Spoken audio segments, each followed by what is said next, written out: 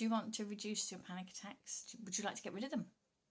Practice this. It's as simple as this. We're going to create a brand new habit and a brand new reaction. Research relaxing breathing techniques. Don't have to do too much, just have a look at a few videos, pick one that resonates with you, that you feel, yeah, that's my kind of thing. Then commit to practicing that technique every day for 5 minutes.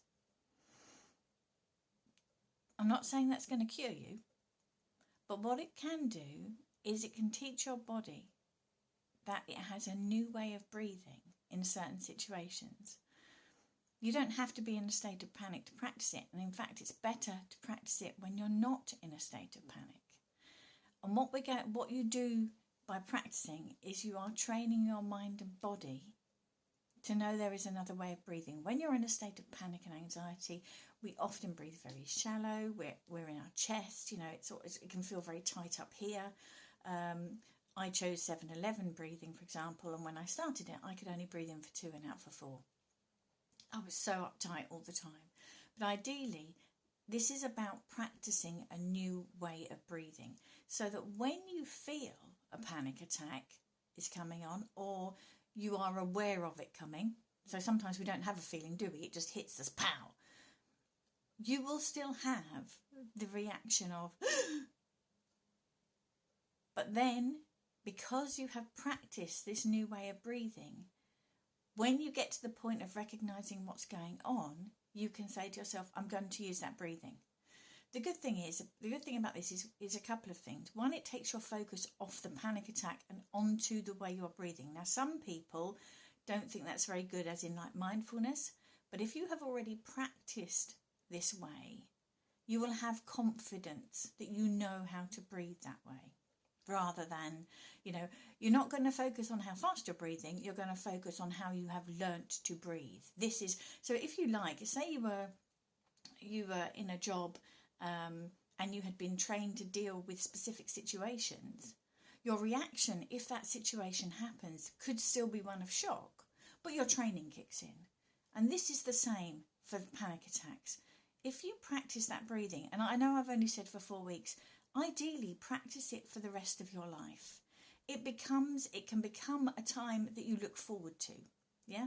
And you can extend how long you can breathe in and out for. You can extend the amount of time that you're practicing for it. But the other thing is, the breathing creates a distraction.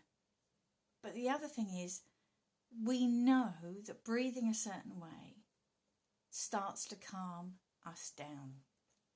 We know it. It's a medical science thing, that if we breathe out for longer, we know that the parasympathetic nervous system, which is the calming down system in our body, will start to kick in after about 10 repetitions.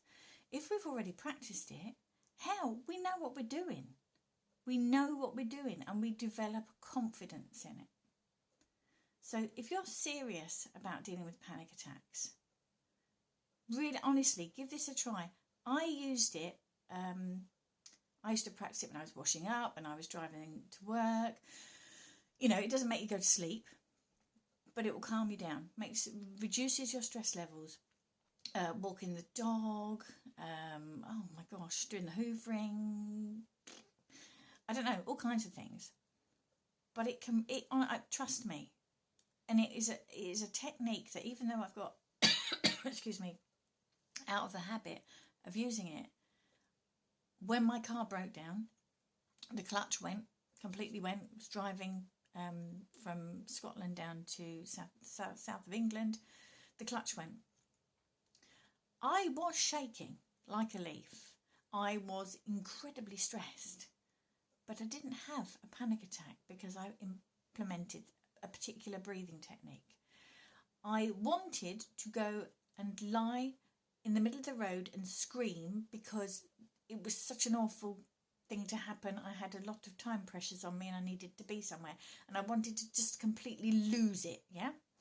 But I remembered the breathing technique, and because I hadn't practiced it, I had to make myself do it, yeah?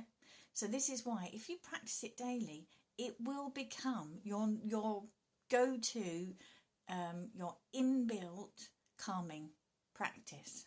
But you have to practice, okay? You have to practice, I'm telling you, waggy finger and everything. Practice it. Make it a time to look forward to, because you know that you're actually empowered to do something about your condition. Let me know what you think.